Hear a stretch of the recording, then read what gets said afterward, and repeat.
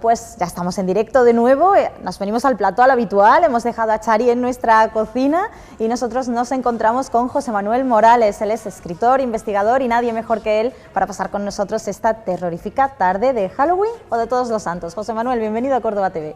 Buenas tardes, Amparo, encantado de estar aquí contigo. Un placer tenerte aquí y cuéntame, ¿tú eres de Halloween o de Todos los Santos? A mí me da igual, yo te digo que bueno, pues Halloween es una tradición que proviene de los ritos paganos, Todos los Santos quizás pueda tener más que ver con la religión cristiana, pero yo pienso que cada uno es libre de elegir la que más le guste. Ahora que por ejemplo la Iglesia había propuesto en Granada, ¿no? Una celebración un poco más cristiana y menos pagana que la de Halloween, y habían lanzado la propuesta de hacer Halloween's. Bueno, pues yo pienso que lo importante es celebrar cosas, lo importante es que nos acordemos de nuestros familiares fallecidos, de las personas a las que queremos, y que uno lo quiera celebrar como Halloween, otro lo quiera celebrar como Halloween's, o que otro lo quiera celebrar de una forma mucho más austera, creo que es lo mismo. Lo importante es el objetivo de esta noche, que es eso, precisamente, el recordar a las personas que ya no están.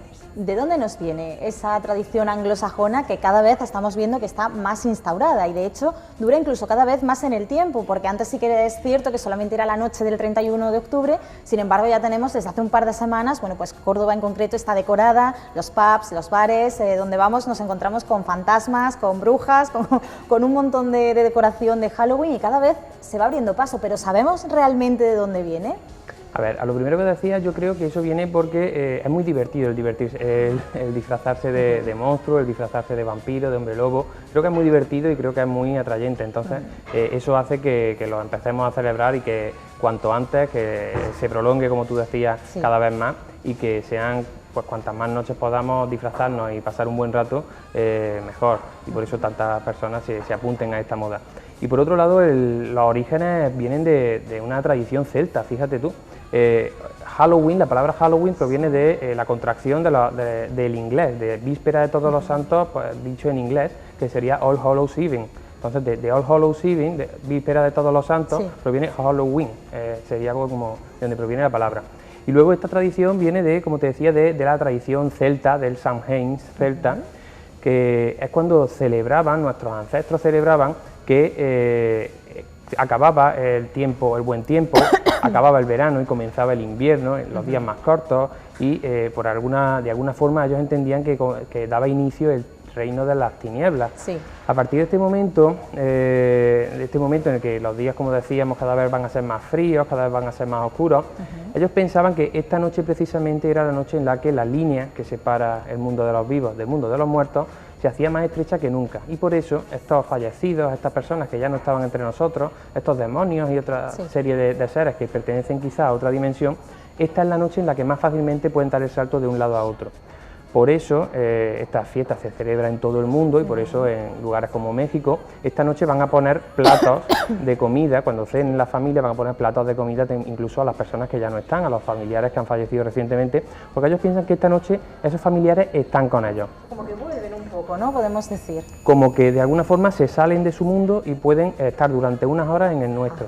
Ahora bien, eso tiene la parte positiva de que, bueno, de alguna forma tú te puedes sentir acompañado por esos seres queridos que ya no están, pero tiene la parte negativa de que si esa línea es estrecha y pueden pasar de un lado a otro, pueden pasar los buenos, pero también se puede escapar alguno de los malos. Los malos. De ahí proviene la tradición de disfrazarse. Cuando nos disfrazamos de monstruos, lo hacemos para que, el origen, hoy día lo hacemos por diversión, pero el origen está en que nuestros antepasados pensaban que si se disfrazaban de monstruo con una careta, si alguno de esos espíritus malignos, de esos diablos, iba a atacarle, al ver que era otro monstruo como ellos, le iba a respetar y se iba a ir a por otro. Entonces la tradición de disfrazarse de monstruo proviene precisamente de eso, de tratar de despistar de alguna forma a esos espíritus malignos que podrían venir a atacarnos esta noche.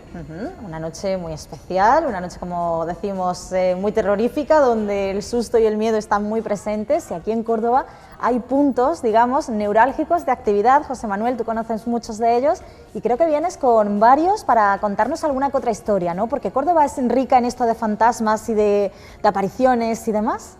Córdoba es tan rica como cualquier otro lugar, lo único que aquí, bueno, pues quizás somos muy dados a comentarlo, quizás pues esa actitud abierta que tenemos los andaluces hace que quizás sea más fácil que lo comentemos, y por eso quizás podría parecer que aquí tenemos más lugares con fenomenología paranormal que otros, pero no es para nada. Cualquier pueblo, cualquier aldea, cualquier villa, cualquier ciudad del mundo tiene la misma actividad que Córdoba. Lo que sí que es cierto es que noches como la de hoy son proclives a que quizás estemos un poquito más sugestionados y seamos más partidarios, sea más fácil que nos ocurran este tipo de fenómenos. Y también es bastante corriente que esos lugares donde anteriormente se han vivido actos, se han vivido muertes trágicas o hechos muy dramáticos, podrían de alguna forma estar como predispuestos a que ahí sucedan ese tipo de fenómenos. Por eso lo que yo quería proponerte esta tarde es que hiciéramos un top 5 de hospitales de Córdoba donde podrían estar ocurriendo ese tipo de fenómenos según siempre los testigos. Y claro, tengamos en cuenta que los hospitales son lugares donde se han vivido muchas muertes, donde muchas de ellas han sido de forma trágica, de forma dramática, donde se ha almacenado mucho dolor, y esos muros de los antiguos hospitales parece como que quedaran marcados. Por eso creo que hoy es una buena tarde para hacer ese ranking de un top 5 de los lugares de Córdoba, de esos antiguos hospitales, aunque en la actualidad no lo sean, pero antiguos hospitales que podrían estar marcados de alguna manera. Así que si los compañeros de realización quieren, pues vamos a empezar con el primero de ese top 5. Y en mi opinión, creo que el primer lugar del que podríamos hablar sería ese Hospital de los Ahogados. No sé si nuestros espectadores tienen en mente cuál es el Hospital de los Ahogados. Actualmente es el centro el Palacio de Exposiciones y Congresos que tenemos situado en la calle Torrijos. Este antiguamente era el Hospital de San Sebastián y también llamado Hospital de los Ahogados, precisamente por esa función que tuvo primigenia. Fue el primer psiquiátrico de nuestra ciudad, pero en su origen el Hospital de San Sebastián fue precisamente construido para atender a esas personas, tanto niños como adultos, que trataban de nadar, de cruzar el río a nado y que se quedaban, ahí lo tenemos en imagen. Ahí tenemos esta imagen. Ese Hospital de los Ahogados que, como decía, se construyó para atender a todos esos niños y adultos que trataban de cruzar el Guadalquivir a nado y que se ahogaban por el camino. Ese lugar, como decía, como apuntaba, ha sido el primer psiquiátrico de Córdoba, y en su interior pues cuenta al personal de mantenimiento, limpiadoras y demás, que se escuchan susurros, que se escuchan risas infantiles y que incluso en alguna ocasión han visto material de oficina desaparecer, o recuerdo claramente el testimonio de una persona que decía haber visto un tremendo archivador muy pesado, decía desplazarse durante varios metros sin que ninguna persona lo tocara. En el número 4, voy a ir muy rápido. O sea, vamos de menos a más, podemos decir, ¿no? Hemos empezado por el 5, tenemos ahí ese hospital. Exactamente. Vamos a en el número 4, si ponemos la imagen, pues vamos a ver cuál tenemos en el número 4. No, ese lo vamos a dejar para un poquito más adelante. Sí. Vamos a ir pasando imágenes. A ver si encontramos ese número 4. Ahí, bueno, yo en el número 4 situaría ese antiguo hospital militar ese antiguo hospital militar de Córdoba, un edificio que quedó marcado en 1984, cuando, como todos sabemos, el torero Paquirri, exactamente, Francisco Rivera Paquirri, ingresó en él y bueno, pues perdió la vida en su quirófano.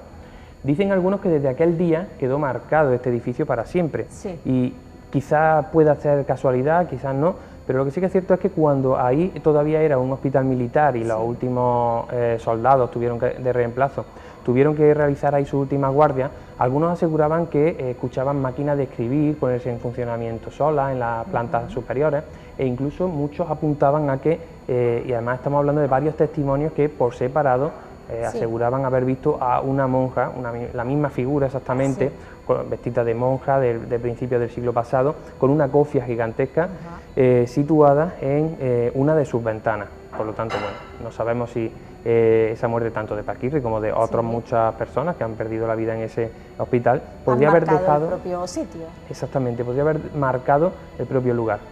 Yo en el número 3 me gustaría señalar ese hospital ese centro de salud, Castilla del Pino. Exactamente, Castilla del Pino, que muchos llamamos, bueno, pues Hospital de las Setas, ¿no? O de Arroyo del Moro.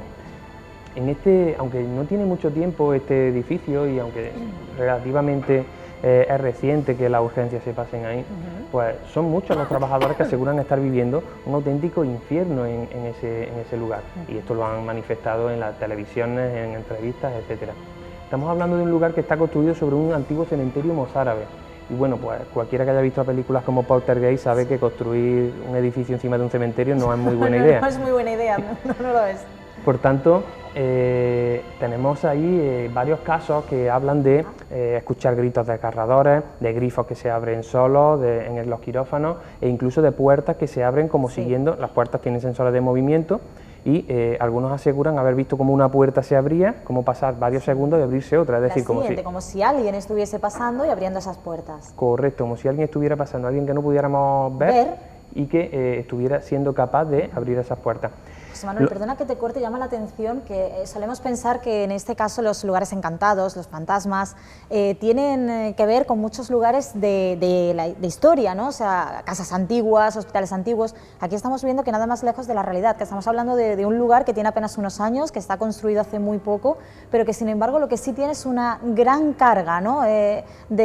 Pues no sé si emotiva o de sensaciones, de sentimientos. Es más bien el lugar que la construcción, ¿no? Es donde yo quiero llegar, que más bien el punto importante es el lugar, pero no la construcción que haya, porque esta es muy moderna, por lo tanto no ha pasado ninguna tragedia afortunadamente en un tiempo reciente, sino que estamos hablando de apariciones que tienen mucho que ver ya con tiempo pasado.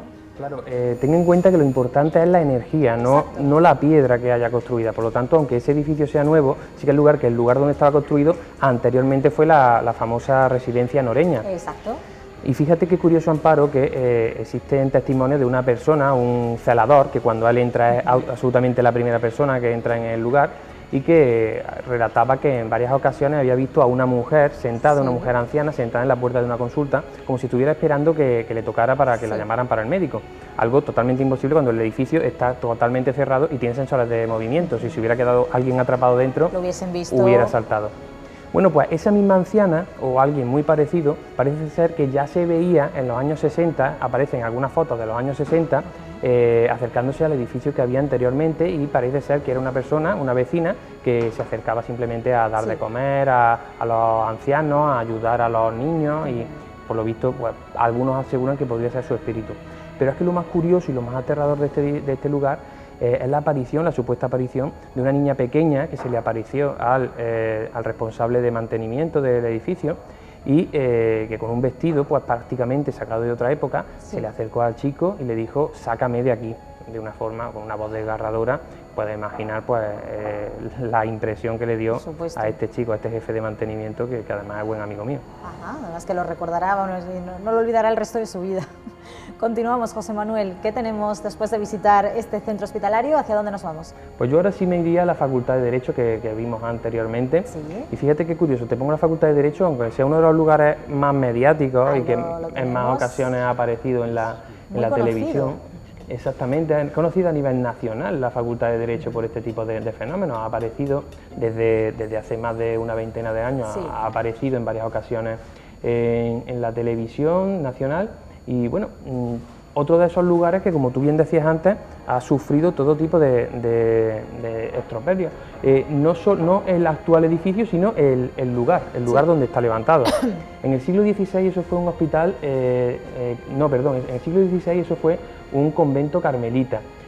A principios del siglo XIX, durante la Guerra de la Independencia, sufrió el ataque de los soldados franceses, y bueno, pues los ejércitos de Napoleón arrasaron con todo el que había ahí, convirtieron aquello en una auténtica orgía de sangre. Luego fue un hospital antituberculoso, luego ha sido también hospital materno-infantil e incluso orfanato. Por lo tanto, estamos hablando de un lugar donde se han vivido muertes trágicas durante la guerra. La carga es tremenda. Y quizá eso tenga algo que ver con esa aparición famosa, conocida, de una mujer con una sábana blanca, una especie de camisón como de hospital blanco, que dicen que tiene algunos el vientre manchado de sangre, que dicen que tiene cabellos rubios, y que podría estar relacionado con una señora que parece ser que se suicidó en el antiguo hospital materno-infantil después de que su hijo le dijeran que había nacido muerto. Y ahora ya sí que nos vamos al número 1, con tu permiso. Por supuesto, faltaría más, vamos a ver ese top 1. A ver, y ahora, y yo personalmente en el número 1, bueno, eso son imágenes de la Facultad de Derecho por dentro. En el número 1 situaría la también famosa Facultad de Filosofía y Letras. Filosofía y Letras. ¿Y por qué te digo esto? La Facultad de Filosofía y Letras ha sido el hospital de agudos de Córdoba durante casi 3 siglos.